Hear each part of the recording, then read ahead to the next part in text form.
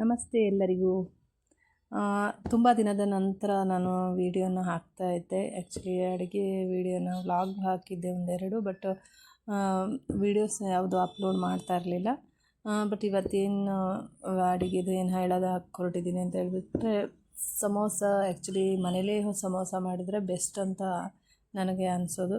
But ಯಾಕಂದರೆ ಆಚೆ ನಾವು ಬೇಕ್ರಿಯಿಂದ ತೊಗೊಬಂದು ತಿಂತಾ ಇರ್ತೀವಿ. ಬಟ್ ಅದು ಎಷ್ಟು ದಿನ ಆಗಿರುತ್ತೋ ಮಾಡಿ ಅದರೊಳಗಡೆ ಹೇಗೆ ಹಳಸೋಗಿರುತ್ತೆ. ಬಟ್ ಅವರು ಓವೆನ್ಗೆ ಹಾಕಿ ಬಿಸಿ ಮಾಡಿ ನಮಗೆ ಕೊಡ್ತಾ ಇರ್ತಾರೆ. ಆ್ಯಕ್ಚುಲಿ ಅದರಿಂದ ತುಂಬ ಎಫೆಕ್ಟ್ ಇರುತ್ತೆ ಮಕ್ಕಳಿಗೆ. ಅದಕ್ಕೆ ಮನೆಯಲ್ಲೇ ಕಷ್ಟ ಆದ್ರೂ ಫ್ರೆಶ್ ಆಗಿ ರಿಸ್ಕ್ ಆದ್ರೂ ಮಾಡಿದ್ರೆ ಬೆಟರ್ ಅಂತ ನನ್ನ ಅನಿಸಿಕೆ. ಆದ್ದರಿಂದ ಇವತ್ತು ವೆಜ್ ಸಮೋಸ ಆ್ಯಕ್ಚುಲಿ ಲಾಸ್ಟ್ ವೀಡಿಯೋದಲ್ಲಿ ತೋರಿಸಿದ್ದೆ, ಪೊಟ್ಯಾಟೊ ಎಲ್ಲ ಹಾಕಿಬಿಟ್ಟು. ಇವತ್ತು ಚಿಕನ್ನ ಹಾಗೆ ಈಸಿಯಾಗಿ ಮಾಡುವಂಥದ್ದು, ಮಕ್ಕಳಿಗೆ ಇಷ್ಟ ಆಗೋ ಥರ ಅಂತ ಹೇಳ್ಬಿಟ್ಟು ಮಾಡಿದ್ದೀನಿ. ಅದು ಹೇಗೆ ಮಾಡೋದು ಅಂತ ಇವತ್ತು ತೋರಿಸ್ತೀನಿ. ಯಾರೆಲ್ಲ ನನ್ನ ಚಾನಲ್ಗೆ ಸಬ್ಸ್ಕ್ರೈಬ್ ಆಗಿಲ್ಲ, ಸಬ್ಸ್ಕ್ರೈಬ್ ಮಾಡ್ಕೊಳ್ಳಿ. ಸ್ವಲ್ಪ ಅಂದರೆ ನಾನು ನಮ್ಮ ಮನೇಲಿ ಜಾಸ್ತಿ ಚಿಕನ್ ಅಂದರೆ ಒಂದೇ ಸರಿ ಜಾಸ್ತಿನೇ ತರ್ತೀವಿ. ಬಟ್ ಅದರಲ್ಲಿ ವೆರೈಟೀಸ್ನ ಮಾಡ್ತೀನಿ. ಆ್ಯಕ್ಚುಲಿ ಒಂದೇ ಥರ ಮಾಡಿದ್ರೆ ತಿನ್ನೋಕ್ಕೆ ಒಂಥರ ಬೋರ್ ಹೊಡ್ದಂಗೆ ಆಗುತ್ತೆ. ಅದಕ್ಕೆ ವೆರೈಟೀಸ್ ಮಾಡಿದರೆ ಮಕ್ಕಳು ಇಷ್ಟಪಟ್ಟು ತಿಂತಾರೆ ಅನ್ನೋಕ್ಕೋಸ್ಕರ ಅವ್ರಿಗೋಸ್ಕರನೇ ಮಾಡೋದು. ಆ್ಯಕ್ಚುಲಿ ಅವರು ಇಷ್ಟಪಟ್ಟಿಲ್ಲ ಅಂದರೆ ನಮಗೆ ಇಷ್ಟ ಥರ ಯಾವುದು ಮಾಡಲ್ಲ ಜಾಸ್ತಿ. ಅವ್ರಿಗೇನು ಇಷ್ಟನೋ ಅವ್ರು ತಿಂದರೆ ಸಮಾಧಾನ ಆಗುತ್ತೆ. ಅವ್ರದ್ದು ನಾವು ಅಡ್ಜಸ್ಟ್ ಮಾಡ್ಕೊತೀವಿ, ಅವ್ರಿಗೇನು ಮಾಡಿ ಹೇಳ್ತೀವಿ ಅದನ್ನು. ಇವತ್ತು ನನ್ನ ಮಗಳು ನನ್ನ ಮಗ ಆ್ಯಕ್ಚುಲಿ ಪೊಟ್ಯಾಟೊ ಸಮೋಸ ಹೇಳಿದ್ದ, ಅವತ್ತು ಅದು ಮಾಡಿದ್ದೆ. ಇವತ್ತು ಚಿಕನಲ್ಲಿ ಸಮೋಸ ಮಾಡಿಕೊಡಮ್ಮ ಅಂತ ಹೇಳಿದ್ಲು.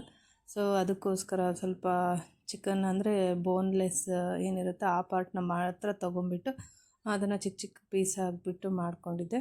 ಆ್ಯಕ್ಚುಲಿ ಸ್ವಲ್ಪ ಚಿಕನು ಬಾಯಿಗೆ ಸಿಕ್ಕರೆ ಚೆನ್ನಾಗಿರುತ್ತೆ ಅಂತ ಹೇಳ್ಬಿಟ್ಟು ಒಂದು ಸ್ವಲ್ಪ ದೊಡ್ಡದಾಗಿಯೇ ಕಟ್ ಮಾಡಿಕೊಂಡೆ, ಭಾಳ ಏನಲ್ಲ.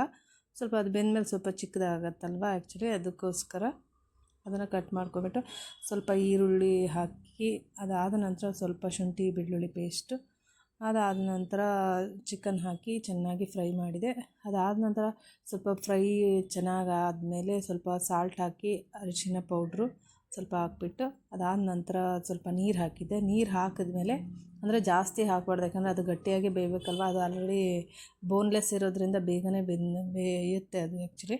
ಅದರಿಂದ ಸ್ವಲ್ಪ ನೀರು ಹಾಕಿಬಿಟ್ಟು, ಅದಾದ ನಂತರ ಸ್ವಲ್ಪ ಗರಂ ಮಸಾಲ, ಸ್ವಲ್ಪ ಧನಿಯಾ ಪೌಡರ್, ಸ್ವಲ್ಪ ಖಾರದ ಪುಡಿ, ಅಚ್ಚ ಖಾರದ ಪುಡಿ, ಕೆಂಪು ಖಾರದ ಪುಡಿ ಇದ್ರೆ ಅದು ಬೆಟ್ರೆ. ನಮಗೆ ಎಷ್ಟು ಬೇಕೋ ಅಷ್ಟೇ ಹಾಕೋಬೇಕು. ಜಾಸ್ತಿ ಮಸಾಲ ಪದಾರ್ಥ ಈ ಬಿಸಿಲಲ್ಲಿ ತಿನ್ನೋಕ್ಕೂ ಹಾಕೋದಿಲ್ಲ. ಅದಕ್ಕೋಸ್ಕರ ಎಷ್ಟು ಬೇಕೋ ಅಷ್ಟು ಹಾಕ್ಕೊಂಬಿಟ್ಟು, ಏನು ಸಮೋಸ ಮಾಡುವಂತಹ ಏನು ಶೀಟ್ ಸಿಗುತ್ತೋ ಆ ಶೀಟ್ನಲ್ಲಿ ಅದನ್ನು ಹಾಕಿಬಿಟ್ಟು ಚೆನ್ನಾಗಿ ಮಡಚಿ, ಅದನ್ನು ತುದಿ ಅಂಟೋಲ್ಲ. ಅದಕ್ಕೋಸ್ಕರ ಕೆಲವರು ಮೈದಾ ಹಿಟ್ಟನ್ನು ಹಾಕಿ ಅಂಟಿಸ್ತಾರೆ. ಸ್ವಲ್ಪ ನೀರು ಹಾಕಿದ್ರೇ ಅಂಟತ್ತದೆ. ಆ್ಯಕ್ಚುಲಿ ಮೆತ್ತಗಿರೋದ್ರಿಂದ ಮೆತ್ತಗಾಗ್ಬಿಟ್ರೆ ಅಲ್ಲೇ ಅಂಟ್ಕೊಂಡ್ಬಿಡತ್ತೆ. ಅದರಿಂದ ಮೆತ್ತಗೆ ಮಾಡಿಬಿಟ್ಟು ಅದನ್ನು ಪ್ಯಾಕ್ ಮಾಡಬೇಕು, ಅವಾಗ ಚೆನ್ನಾಗಿರುತ್ತೆ. ಅದಾದ ನಂತರ ಒಂದು 2 ಮಿನಿಟ್ಸ್, ಆ್ಯಕ್ಚುಲಿ ಚಿಕನ್ ಆಲ್ರೆಡಿ ಬೆಂದಿರುತ್ತೆ, ಹೊರಗಡೆದು ಕವರ್ ಅಷ್ಟೇ ಬೇಯಬೇಕಾಗಿರುತ್ತೆ. ಅದರಿಂದ ಎಣ್ಣೆಲ್ಲಾರು ಹಾಕ್ಬೋದು, ಓವೆನಲ್ಲಾರು ಬೇಯಿಸ್ಬೋದು. ಹಾಗೆ ಸ್ವಲ್ಪ ತವದಲ್ಲೂ ಕೂಡ ಸ್ವಲ್ಪ ಎಣ್ಣೆ ಹಾಕ್ಬಿಟ್ಟು ಆಯಿಲ್ ಹಾಕ್ಬಿಟ್ಟು ಬೇಯಿಸಿದ್ರೂ ಚೆನ್ನಾಗಿರುತ್ತೆ. ನಾನು ಕೆಲವೊಂದೊಂದು ಸರಿ ಒಂದೊಂದು ಥರ ಮಾಡ್ತಾಯಿರ್ತೀನಿ. ಬಟ್ ಇವತ್ತು ಆಯಿಲ್ ಹಾಕಿನೇ ಬೇಯಿಸಿದ್ದೆ. ನನ್ನ ಮಗಳು ಆಯಿಲ್ ಹಾಕಿ ಬೇಯಿಸಮ್ಮ, ಫುಲ್ ಆಯಿಲ್ ಒಳಗಡೆ ಡಿಪ್ ಮಾಡಿಬಿಟ್ಟು ಬೇಯಿಸು ಅಂತ ಹೇಳಿದ್ಲು. ಸೊ ಅದಕ್ಕೋಸ್ಕರ ಅದೇ ಥರ ಬೇಯಿಸಿದ್ದೆ. ತುಂಬ ಚೆನ್ನಾಗಿ ಬಂದಿತ್ತು. ಜಾಸ್ತಿ ಮಾಡಿರಲಿಲ್ಲ, ಒಂದು 10 ಮಾಡಿದ್ದೆ ಅಷ್ಟೇ, ಬೇಗ ಖಾಲಿನೇ ಆಗೋಯಿತು. ನೆಕ್ಸ್ಟ್ ಟೈಮ್ ಜಾಸ್ತಿ ಮಾಡೋಣ ಅಂತೇಳಿ. ತುಂಬ ಚೆನ್ನಾಗಿ ಬರುತ್ತೆ, ಒಮ್ಮೆ ಟ್ರೈ ಮಾಡಿ ನೋಡಿ. ಥ್ಯಾಂಕ್ ಯು ಎಲ್ಲರಿಗೂ.